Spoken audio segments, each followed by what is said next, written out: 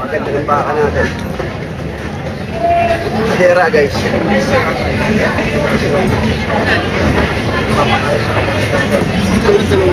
Ito, pure beef talaga, hera ng baka.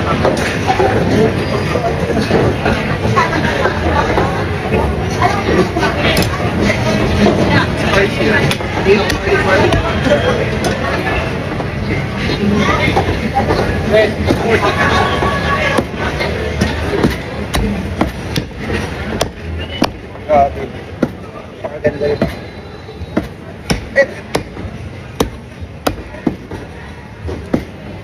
Aming baka.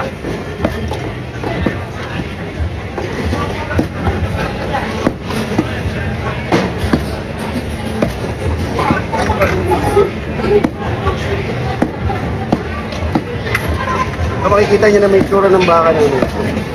Ganyan po maganda. Ito pa yung isa, papakita ko sa inyo yung isa. Yung T-bone. Yan. Yung ating T-bone. Napaganda. Dito nyo po mabibili yan sa may number 98 Liberty Foods. Pasig Mega Market. Tuwing Sabado at Linggo lang po ako may baka. Hindi po ako nagbabaka araw-araw.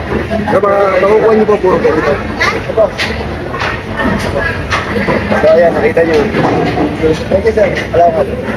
Yung baka po natin is talagang baka Batangas galing po yung Batangas. Paganda po nito. Quality. May permit.